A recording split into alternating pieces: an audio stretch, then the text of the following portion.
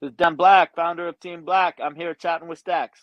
Man, I like Connor, but Nate, 8 days a week, twice on Sunday. You know what I mean? It's too big, too long, too strong, too good at cardio. You know, and I like Connor. He's a cool cat. Talk shit and that. I think Connor might win the shit talking exchange, but that's about it, honestly. I don't even know if he'd win that.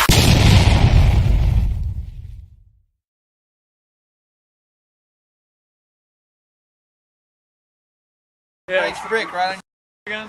Dude, I've had break brick on me. It ain't cool. All of a sudden, out of nowhere, Kia, boom. They don't even know it. Like, whoa, how'd you learn to hit people like that? Top level guys, you know what I mean? So, you know, those guys striking because he with knew each who other. he was up against. He kind of had an idea, right? Yeah.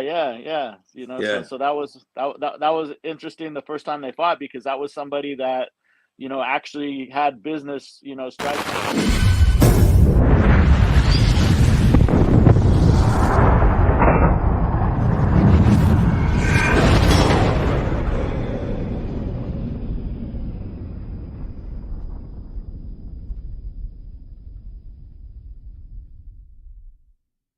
Welcome to this episode of Chattin with Staxx. I'm your host, Bill Staxx, and today I got Dan Black.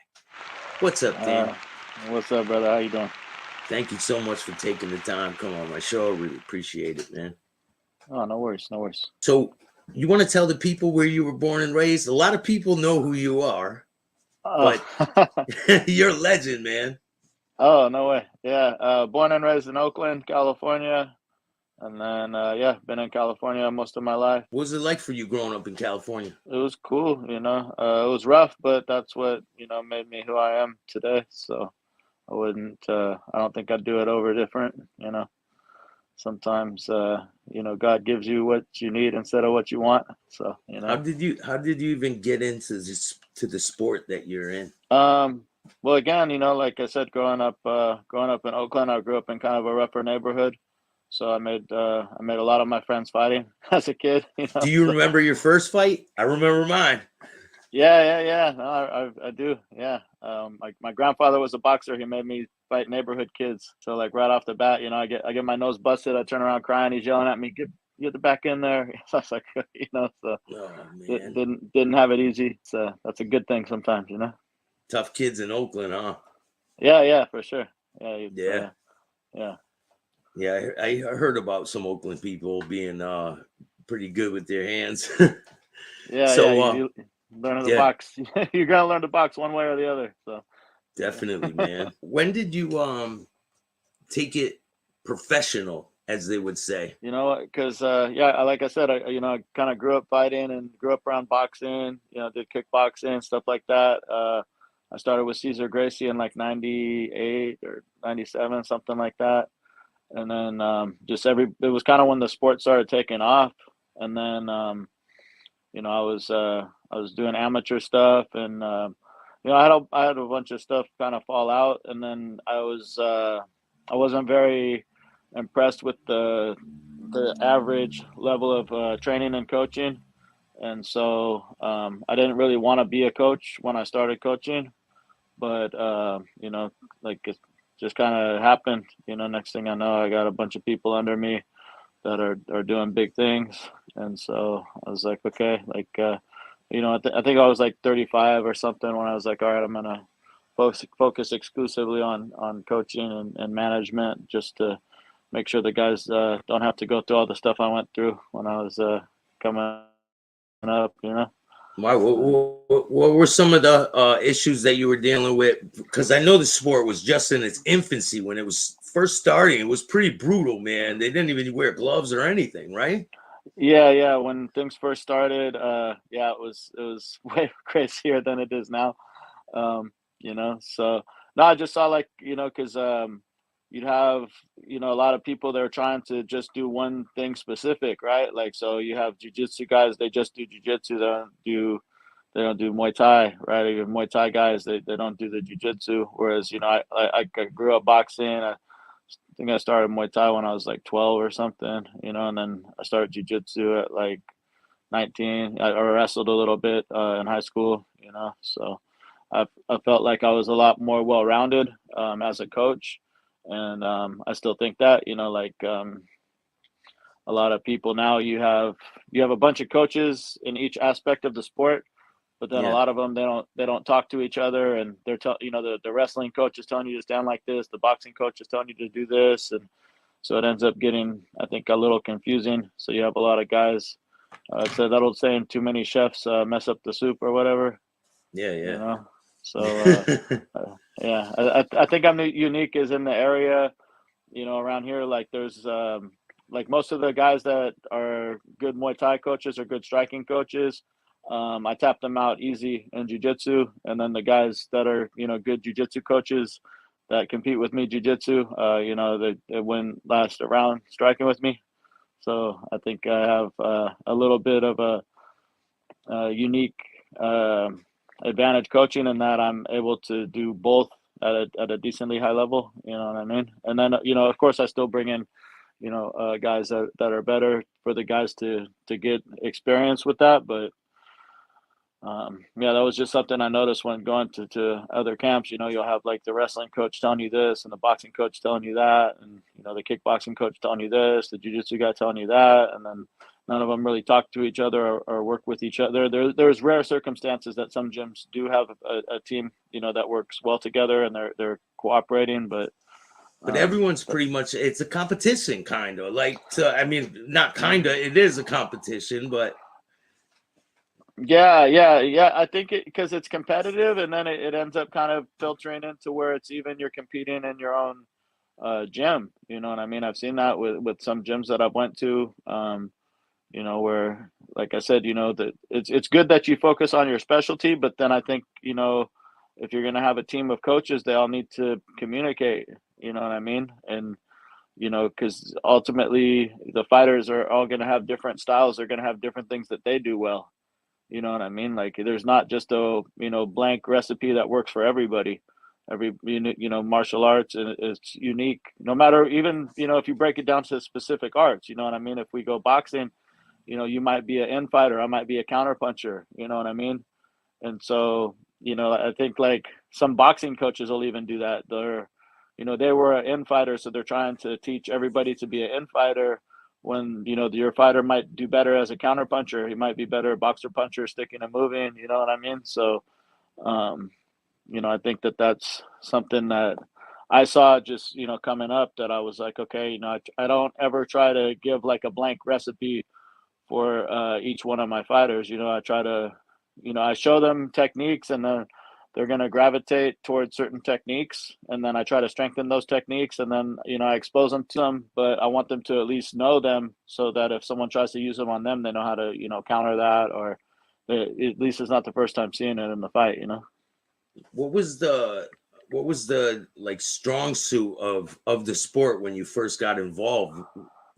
Was it just wrestling? Because I remember when they were putting karate guys against wrestlers, and they were just tapping them out really fast.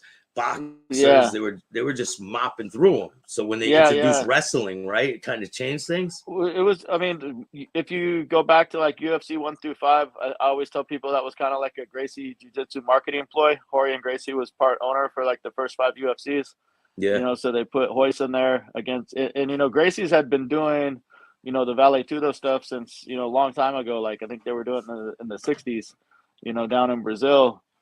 So for us up here, it was a new concept, but for them, it really wasn't, and so they put Royce in there, who's, if they would have put Hickson in, then people would have been like, oh, okay, Hickson's yoked and he's in shape. Whereas Royce, he looked kind of scrawny, skinny, nerdy, but he could fight, you know what I mean? So it was kind of a marketing ploy, I think, for Gracie Jiu-Jitsu, the first 5 UFCs, because you're putting them against guys that, have no idea what jiu-jitsu even is, you know what I mean? So that's the one thing I think the sport exposed, is that you're only as strong as your weakest link. If you don't have, good jiu-jitsu and you go up against a top jiu-jitsu guy, you're getting choked out, but you saw that with, things, where, like, because in the very first beginning of the sport, it was very much style versus style, right? So you had a jiu-jitsu guy, you had, straight kickboxers. The very first UFC, Gerard Gordeau was a dope Dutch kickboxer, right? He got all the way to the finals, knocked the guy's tooth out, all that stuff. Yep. But then if you don't know jiu-jitsu, then you're in trouble. You know what I mean? But then as the sport evolved, you saw with like Royce when he tried to come back and fight Matt Hughes, where Matt Hughes is a great wrestler and he knew jiu-jitsu and he had much better striking and he smoked Royce. Like it wasn't even a fight. You know what I mean? I think as the sports evolve now, it's come down to not so much what your art is. You kind of have to know a little bit of everything, but then it's also how you put things together. Also your experience level in those sports that make up MMA. Like Adesanya, for example, he has like over 80 kickboxing matches, high level. You know what I mean? So when he came on the scene, he's mind tricking these guys into thinking they should be having a kickboxing match with him. Like none of the guys he started fighting at the beginning of his UFC career had any business trying to strike with him. You're fighting a guy with 80 fights, in kickboxing, and he's making it a kickboxing match. Like you're not going to win that.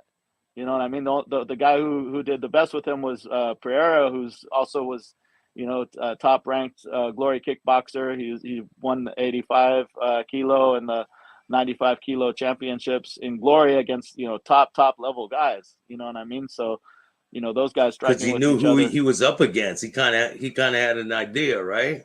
Yeah. Yeah. So that was interesting the first time they fought, because that was somebody that actually had business, striking with Izzy. Most of these guys that were fighting him before, even I remember when Yoel Romero fought Adesanya, and he was trying to make it a kickboxing match, and it's like, dude, you're a like elite level wrestler. You should be, taking him down using your wrestling. You know what I mean? But Izzy is very good at, tricking your brain into thinking you should be striking with him. And that's not the case for pretty much anybody, I know you remember this fight with Forrest Griffin. Do you remember that one? The Stephan Bonner. Stephan Bonner, Forrest Griffin, when they were beating the shit out of each other, man. They were beat red. It was like, that was the most insane fight I've ever seen, I think. Yeah.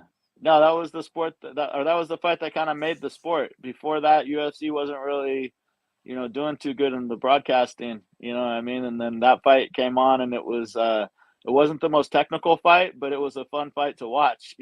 Yeah, like them guys went the distance, man. Yeah, and that's something I actually brought that up to someone the other day, because when Glory first came into America, they took us all in the back room and they played that fight, and they were like, this is the fight that made UFC big in America.